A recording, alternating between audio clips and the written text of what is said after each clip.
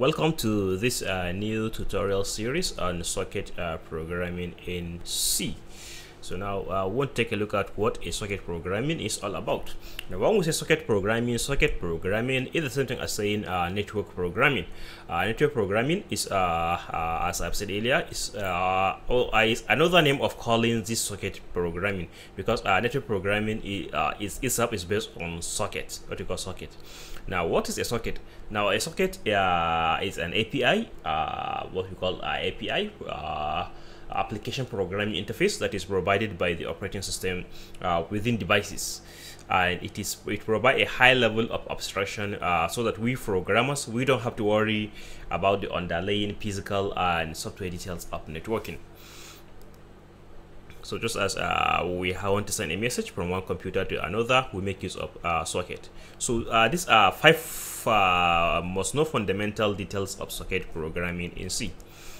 So we can make an analogy with a phone call. Let's say one device, you have a device and you want to call someone using his particular phone number. So we have, say, device A. Let's say your device is device A, and device A and device B. Now device A has a phone number and device B has a phone number B. So B is listening for calls, waiting for receive calls from A, and A initiates the call to B using B's phone number. So and B is always waiting. As soon as it saw its phone ringing, then it's going to pick the call, accept the call, pick the call, accept the call. So in a similar way, that is how analogy work. Somehow similar to making dialing a number, A dialing B's number to make a call to B. So first of all, to perform communication using socket, we first of all create the socket. What you call, and creating a socket is similar to creating a socket descriptor. So TCP socket can be compared to TCP. When we say TCP, we mean TCP, transmission control protocol. So a TCP socket can be compared to a phone. So you have a phone, we need the device to call someone or accept their phone calls. So when you want to make a call, you must have a device before you can make a call, and the other person that you want to call must also have a phone in his possession before you can be able to call him and establish a communication session. So to perform a network input-output, the first thing a process must do is call the socket function to create a specific type of socket by specifying the type of communication protocol desired, protocol family, etc. So just as we have it in this particular picture, we have we first of all import this particular header file, syssocket.h. And if we import it, that means we can use some of the function that this particular socket, this header file has. And one of these functional functions is socket. And the return, this is a prototype, a function prototype for this particular socket. So its return type is an integer. When we call it, it's going to return an integer, and we are going to pass this argument to it as these parameters that have been, these are the parameters that have been defined for that particular function. So first of all, we have int domain, we have int type, and int protocol. So we are going to subsequently know what all these are. What is what is a domain, what is a type, and what is a protocol. Now next, after creating the socket, we need to bind the socket. So binding the socket is just like registering a phone number to a phone. So first of all, we say to establish a communication between one party and another, A and B, they both need to have device. Then after obtaining device, then they need to register a phone number. So in a similar way, socket do not have a complete address in the beginning to start transferring data. So we have to bind the socket to an IP address and a phone number. So also phones do not have a phone number at the beginning to make phone calls, so we register a phone number. In a similar way, when you create a socket, you can't just immediately start using it to make a connection, to make a communication between one computer and the other.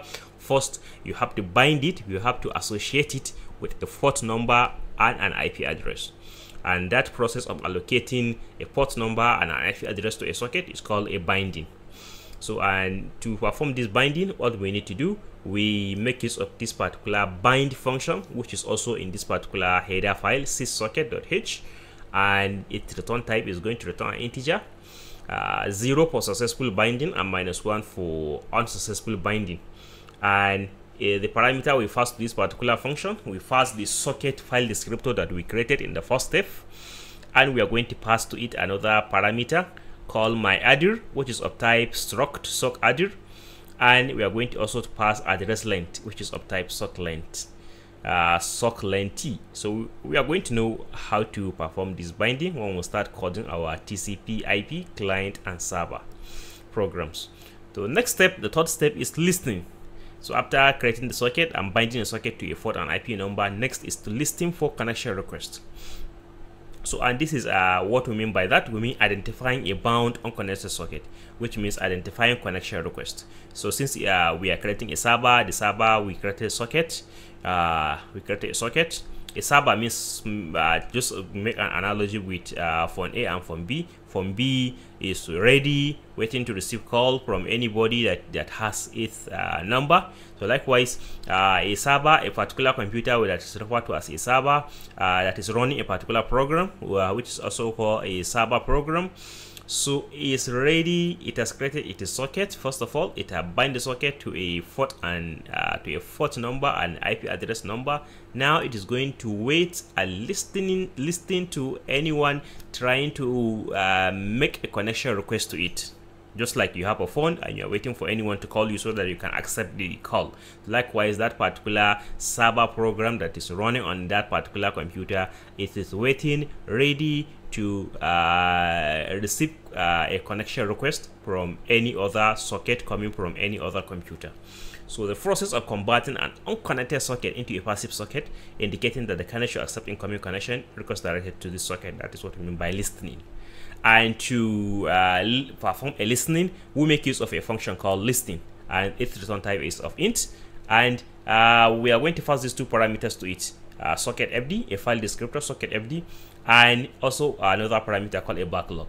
Now a backlog simply means the number of connection requests that they are going to wait on the queue. So it specifies the number of connection requests, because this particular server is going to attend to this connection request one after the other.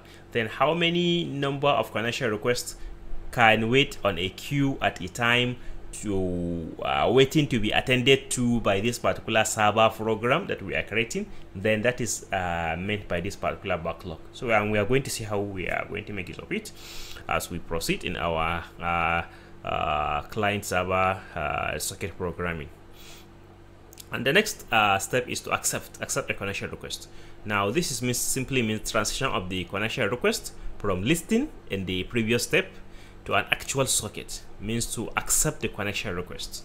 So after listening, another program, which we call the client program, has made a connection request. Now the process by which that particular server program accept the request, we refer to that as accept, and we make use of accept method. So accepting the request and automatic creation of a socket, that data, so that data can be finally transferred between the nodes between the computers.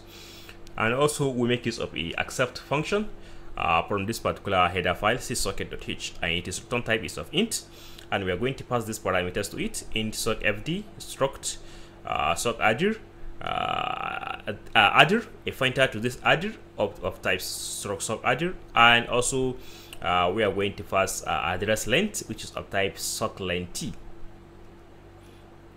So as we can see, these are the logical steps from the 4 previous steps, and all the steps we have seen so far, they are the steps toward creating a server. Usually in a communication, in a socket programming communication model, we have what you call a server and a client. Now a server is the one that is going to perform all these steps. First of all, creating the socket via the socket function call. And the second step is going to bind the socket to a port number and an IP address. We make use of the bind function call. And then in the third step is going to listen for incoming connection requests, identify ones, that is making use of the listing function call. And then the fourth step is going to accept the identify connection request and open the socket, those via the accept function call.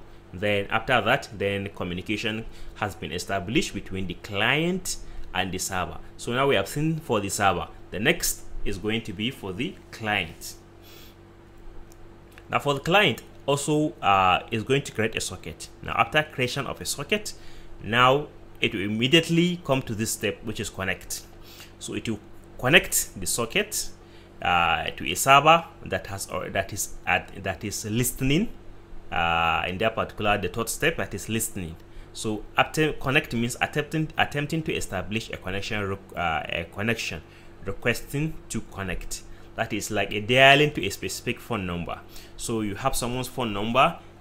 In the analogy we have seen for A and B, A has B's phone number, and then A dials B's phone number. So that is the same step with this, means we connect. So it's like a dialing to a specific phone number. The implementation of requesting to connect is very simple, unlike listening and accepting a socket. So to make a connection request, we just specify the address to connect to and the socket descriptor to attach the socket to. So just like if you want to call a phone number, you just dial the phone number and then you make a call to that particular number. So, and to do so in socket programming, we are going to make use of a function connect, which is of this particular same header file, syssocket.h, and its return type is integer, that is 0 for successful connection and -1 for unsuccessful connection. And we are going to pass these parameters to it, so which are just similar parameters as we have seen in the previous function. So we are going to pass the socket file descriptor to it, socket file descriptor, and then we are going to pass subadder, so a structure of type struct subadder, and address length of type sock length. So we are going to see what all these parameters are when we began creating the program using C programming language proper.